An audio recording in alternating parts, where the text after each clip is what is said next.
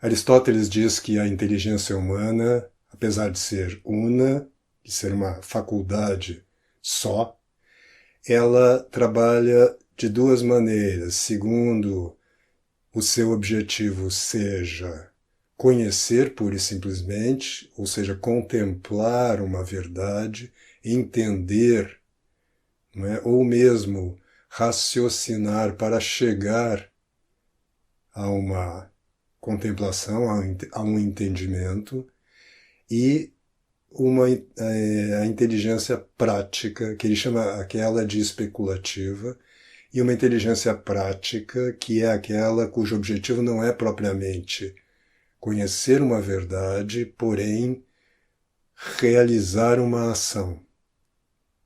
E a inteligência prática também ele divide em duas funções, né, em duas maneiras de agir. Primeiro, a ação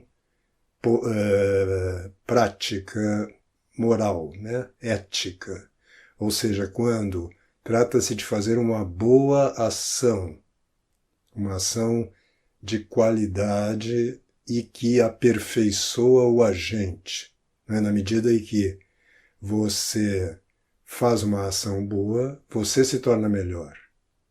A ação é boa e você se torna um pouquinho melhor. Né? Assim como se você realiza uma má ação, você se torna um pouquinho pior. E a ação poética, né? cujo objetivo é realizar bem um objeto. Aqui não se trata, portanto, de você se tornar uma pessoa melhor, quer dizer, o objeto da ação poética, da ação técnica, você poderia dizer também, é realizar bem um objeto. Então nós vimos no vídeo passado que essa distinção é fundamental para que a gente comece a entender o que é uma obra de arte. Porque uma obra de arte é fruto dessa inteligência prática com o objetivo de realizar bem um objeto. E agora, o que distingue o que a gente hoje chama de arte, né, da ação técnica ou poética em geral? O que distingue é que o objeto realizado pela ação poética, pela ação artística, tem um sentido que transcende vamos dizer assim, a realidade imediata ou literal, você poderia dizer, do objeto. Isso, especialmente hoje em dia, essa distinção é mais clara do que nunca, né? Porque depois da Revolução Industrial, as máquinas começam a produzir objetos, né, em série, e esses objetos, eles não têm, vamos dizer assim, uma dimensão simbólica significativa. Eles simplesmente são úteis e tudo que eles dizem é sobre sua utilidade. Pegue, por exemplo, um copo, para não pegar objetos mais sofisticados, máquinas mais sofisticadas. Pegue um copo fabricado em série e pegue um copo fabricado de um porongo, como se diz no Rio Grande do Sul, não sei se aqui se usa essa expressão, né, de uma árvore, lapidado, né, cavado. Né?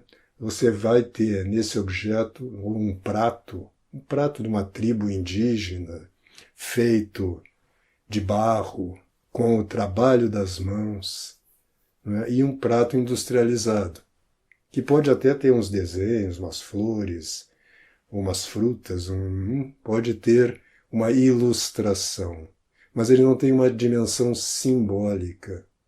Tudo que você vê num prato industrializado é o que a forma dele está te dizendo que é: eu sou um objeto feito para você colocar alimento e comer. Já o prato de uma tribo indígena, ou um prato medieval, construído pelas mãos de um artesão, ele carrega também, além de carregar a impressão da mão humana, e, portanto, de ter uma espécie de carimbo, de caráter, né, personalizado. Além disso, ele geralmente tem uma dimensão simbólica também. Ele pode, por exemplo, ter um signo de um deus, do deus da comida, do deus dos vegetais, sei eu, ou da tribo a que ele pertence. Ele sempre vai remeter a alguma realidade que transcende a sua utilidade. Se você pegar as roupas medievais, não é? A cor da roupa, o desenho da roupa, ele traduz também uma condição social, uma identidade. Isso a gente ainda tem hoje, de uma certa maneira, não é? As roupas, elas não são destituídas de símbolo. Entretanto, a maioria delas não é feita com o intuito de simbolizar, e sim com o intuito de vestir, e de vestir, vamos dizer assim, segundo determinada moda. Então tem ainda um sentido simbólico, mas esse sentido simbólico é muito raso, terrestre, né? Literal. A Adélia Prado tem um poema em que ela diz: às vezes Deus me tira a poesia. Eu olho pedra e vejo pedra mesmo. Ou seja, o sentido de uma obra de arte transcende, vamos dizer assim, o aspecto direto material e não pode ser traduzido verbalmente. Então, o sentido de uma obra de arte, ele é captado pela inteligência intuitiva e não pela discursiva.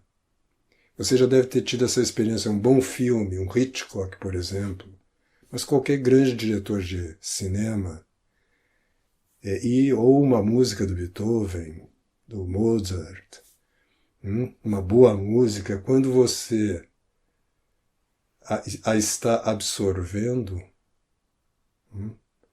você a intui, você a entende com a inteligência, você está vendo, no sentido de contemplar a forma da música, você está acompanhando e você não está discursando, raciocinando, né?